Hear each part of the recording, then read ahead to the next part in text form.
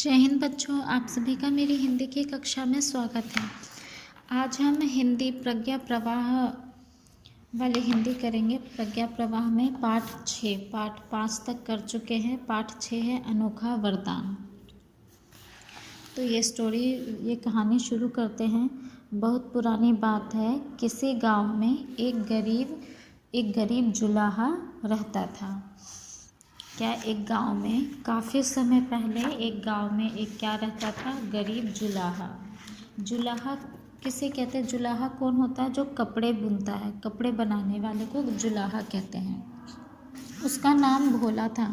वह अपने नाम के अनुरूप ही भोला भी था।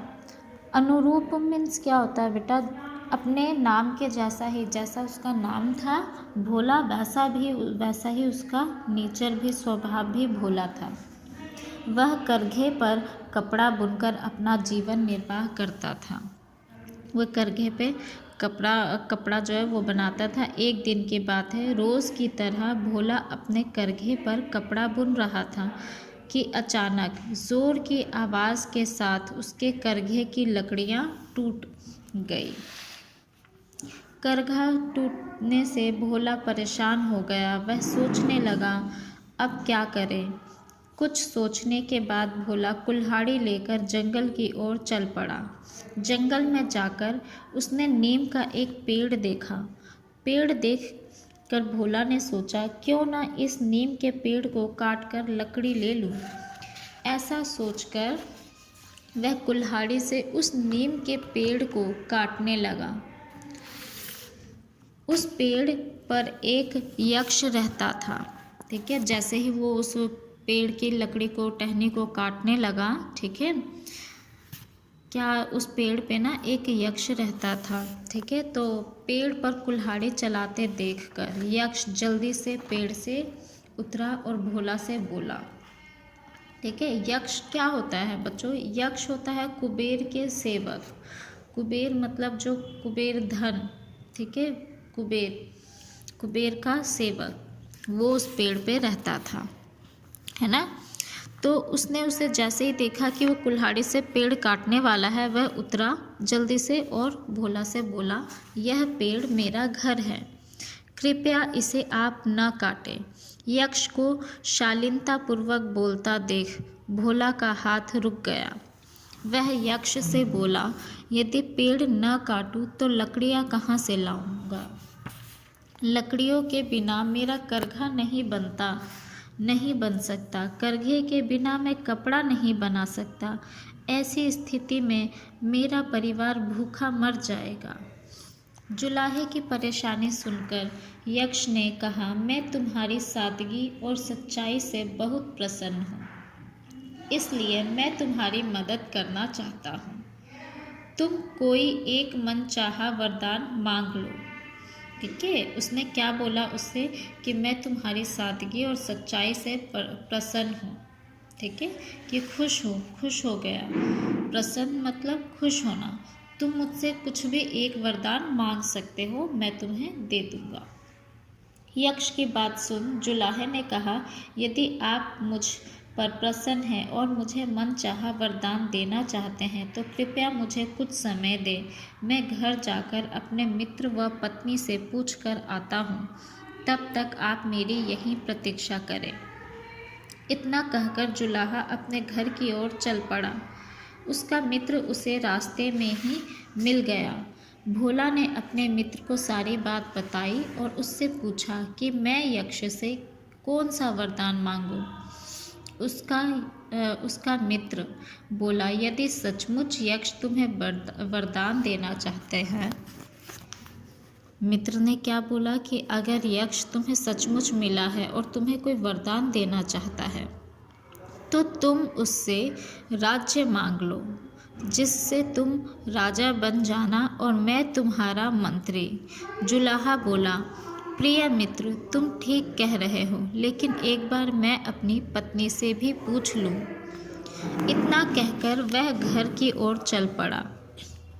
घर पहुंचकर जुलाहे ने जंगल वाली घटना अपनी पत्नी से कह सुनाई। साथ ही मित्र की सलाह भी बता दी। फिर भोला ने अपनी पत्नी से कहा, अब तुम ही बताओ, मैं यक्ष से क्या वरदान मांगूं? कुछ देर तक सोचने के बाद भोला की पत्नी ने कहा, स्वामी, राजा बनना तो बड़े लोगों का काम है, हम तो जुलाहे हैं। हम ज़्यादा कपड़ा बुन सके, इसलिए आप जाकर यक्ष से हाथ और एक सिर और मांग लो, जिससे आप रोज़ 2 गुना कपड़ा बुन सकोगे। एक के कपड़े को बेचकर हम अपने घर का खर्च चलाएंगे और दूसरे के कपड़े की कमाई को जोड़कर एक सुंदर सा मकान बनाएंगे। पत्नी की सलाह मानकर जुलाहा जल्दी जल्दी यक्ष के पास पहुंचा और बोला, हे यक्ष देवता, वरदान में आप मुझे 2 हाथ और 1 सिर और दे दो। जुलाहे का अनोखा वरदान सुनकर यक्ष धीरे से मुस्कुराया और कहा, तथास्तु। यक्ष के तथास्तु कहते ही जुलाहे के पीछे 2 हाथ और 1 सिर और लग गया। अब जुलाहे के 4 हाथ और 2 सिर थे।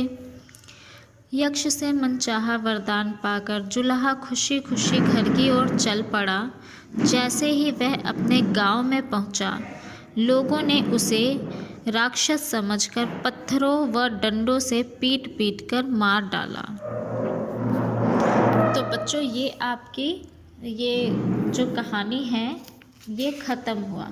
कौन सी कहानी थी बच्चों? ये क्या नाम था इस पाठ का? अनोखा वरदान।